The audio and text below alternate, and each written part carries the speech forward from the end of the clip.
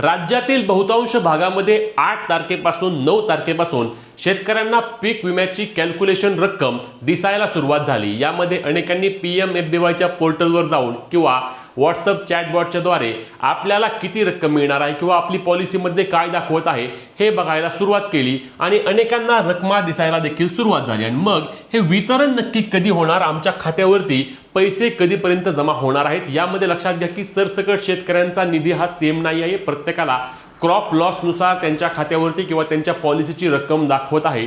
मग आता ही रक्कम नक्की खात्यावरती जमा कधी होणार आहे, त्याबाबत इतर जिल्ह्यांसंदर्भातील इतर मंडळांचे काय अपडेट आहेत, क्लेम कॅल्क्युलेशनची प्रक्रिया किती दिवस चालणार आहे, सर्व सविस्तर माहिती तुम्हाला आजच्या व्हिडिओमध्ये आपण सांगणार आहोत। शेतकरी योजना असेल किंवा पीक विमा योजनांबाबतचे सर्व अपडेट आपण रेग्युलर पद्धतीने जाणून घेत आहोत। त्यामुळे आपल्या चॅनलला सबस्क्राइब करून पेजला फॉलो करून घ्या, जेणेकरून या सर्व अपडेट तुमच्यापर्यंत सर्वात आधी आणि सर्वात योग्य पद्धतीने पोहोचण्याचे काम शेतकरी मित्रांनो आपण करतोय। तर चला वेळ न दवडता लगेच या पीक विमा 2025 च्या महत्त्वाच्या अपडेट जाणून घेऊया। सर्वात पहिलं आणि सर्वात महत्त्वाचं म्हणजे अजून कोणत्या जिल्ह्यामध्ये कॅल्क्युलेशन दाखवत नाहीये किंवा अगदी कमी प्रमाणामध्ये कॅल्क्युलेशन दाखवतंय, तर ते आधी तुम्हाला क्लिअर करतो, जेणेकरून तुमचा जिल्हा किंवा तुमचे मंडळ, आता यामध्ये लक्षात घ्या की सरसकट असं नसतं, काही जिल्ह्यांमध्ये असं देखील आहे किंवा काही महसूल मंडळामध्ये एका शेतकऱ्याचं कॅल्क्युलेशन दाखवत आहे, दुसऱ्याचे दाखवत नाहीये। मी आधी देखील सांगितलं की वेबसाईटवर हे अपडेट करण्याचं काम अजूनही सुरू आहे। 15 तारखेपर्यंत अनेकांच्या रकमा अजूनही बदलणार आहेत, त्यामुळे लगेच तुम्ही घाबरून जाऊ नका। आता कोणते जिल्हे आहेत तर बघा, आम्ही माहिती घेतल्याप्रमाणे यामध्ये नांदेड जिल्हा असणार आहे, जिथे कॅल्क्युलेशन दाखवत नाहीये किंवा अगदी कमी प्रमाणामध्ये आहे। त्यानंतर धाराशिव आहे, धाराशिवमध्ये आपण पाहिलं होतं की बरेचसे कॅल्क्युलेशन धाराशिव असेल किंवा सोलापूर असेल, बरेचसे कॅल्क्युलेशनवरती त्या ठिकाणी आक्षेप घेण्यात आलेला आहे पीक विमा कंपन्यांकडून, आणि हे आक्षेप घेतल्यामुळे त्यांचे कॅल्क्युलेशन पूर्ण झालेले दाखवत नाही। त्यासोबतच बीड जिल्हा असणार आहे, नागपूर आहे, यामध्ये अमरावती आहे, वर्धा आहे आणि जालना देखील असणार आहे। त्यासोबत छत्रपती संभाजीनगर देखील जिल्हा असणार आहे।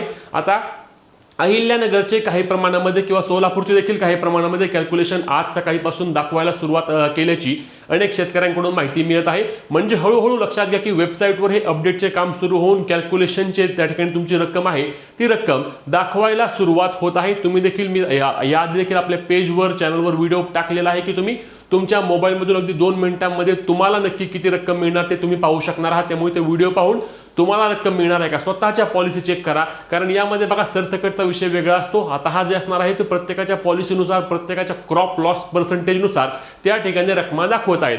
पुढचा मुद्दा म्हणजे लक्षात घ्या की 17,500 रुपये हेक्टरी, आपण पाहिलं की मागील वेळी जेव्हा नुकसान झाले होते, अतोनात नुकसान झाले होते, राज्यात प्रचंड मोठ्या प्रमाणावर पाऊस झाला होता आणि यावेळी आपल्या मुख्यमंत्री असेल किंवा कृषी विभागाकडून सांगण्यात आलं होतं की 17,500 रुपये हेक्टरी मिळतील। यावेळी आपण पाहिलं की पीक विमा देखील नवीन प्रक्रिया यील्ड बेस्ड पीक विमा, आणि यामध्ये 17,500 रुपये हेक्टरी शेतकऱ्यांना मिळतील अशी आशा शेतकरी बांधव लावून होते। परंतु जी आता रक्कम दाखवत आहे त्या रकमांमध्ये आणि या 17,500 रुपयामध्ये मोठ्या प्रमाणावर तफावत आहे। याबाबत आपण आधीच माहिती घेतलेली आहे की क्रॉप लॉस पर्सेंटेज काहींना 2%, 3%, 10%, 5% असं दाखवत आहे, आणि त्यामुळे त्यांना रकमा देखील कुणाला 1000, कुणाला 1200, कुणाला 1400 अशा पद्धतीने अतिशय कमी रकमा त्या ठिकाणी दाखवत आहे। म्हणून हे 17,500 रुपयाचा दावा त्या ठिकाणी आपल्याला खरा मानता येत नाही।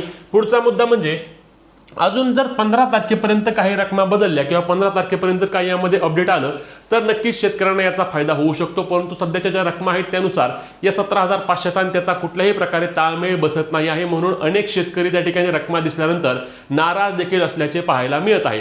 पुढचा यातील महत्त्वाचा मुद्दा असणार आहे शेतकरी मित्रांनो, तो म्हणजे लक्षात घ्या की ज्यांना रक्कम दिसत आहे, म्हणजे आता ज्या शेतकऱ्यांना त्यांच्या पॉलिसीमध्ये रक्कम दाखवत आहे त्यांना हे वितरण लगेच होणार आहे का, तर वितरण लगेच होणार नाही। मी आधी देखील सांगितलं की 15 तारखेपर्यंत यामध्ये अजून मोठमोठ्या प्रमाणावर कॅल्क्युलेशन दिसायला सुरुवात होईल। ज्यांना अजून कॅल्क्युलेशन दाखवत नाहीये त्यांना कॅल्क्युलेशन दाखवायला सुरुवात होईल। 8-9 तारखेपासून झालेली प्रक्रिया 15 तारखेपर्यंत चालेल आणि 15 तारखेनंतर मग शेतकऱ्यांच्या खात्यावरती जी रक्कम दाखवली आहे त्या रकमेचे वितरण करण्याची प्रक्रिया सुरू होईल। पण यातील महत्त्वाचा मुद्दा म्हणजे लक्षात घ्या की ज्या शेतकऱ्याचा 40%पेक्षा जास्त दाखवत आहे किंवा ज्या शेतकऱ्यांची रक्कम चांगली दाखवत आहे, 22,000, 25,000, 30,000 अशी काही रक्कम दाखवत आहे, तर अशा शेतकऱ्यांना हे वितरण लगेच सगळी रक्कम मिळण्याची शक्यता नाही।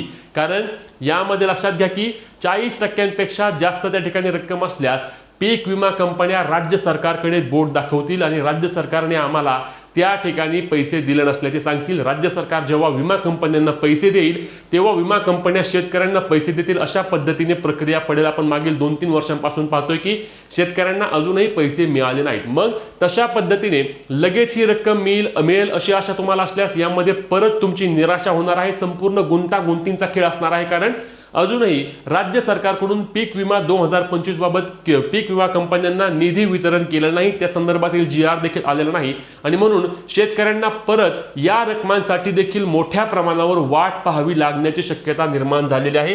कारण लक्षात घ्या, जोपर्यंत सरकारकडून निधी येणार नाही तोपर्यंत पीक विमा कंपन्या काय म्हणणार की आम्ही कुठून निधी देऊ, आणि त्यामुळे विमा कंपन्या देखील निधी देण्यास नक्कीच विलंब करतील।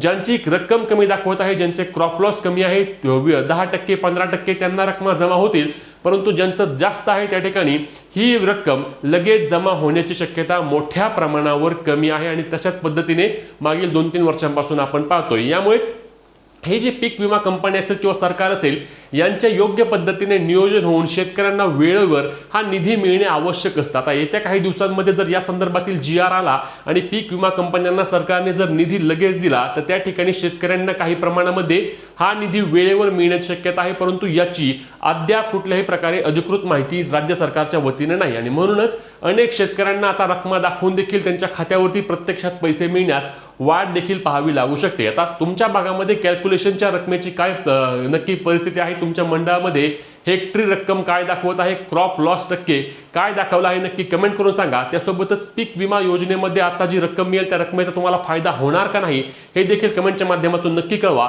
ही व्हिडिओ जास्तीत जास्त शेतकरी मित्रांपर्यंत शेअर करून तुमचे जे काही प्रश्न असतील, जे काही सांगायचं असेल ते कमेंटच्या माध्यमातून नक्की सांगा। भेटूया पुढच्या व्हिडिओमध्ये, तोपर्यंत आपल्या पेजला फॉलो आणि चॅनलला सबस्क्राईब करून ठेवा। जय महाराष्ट्र।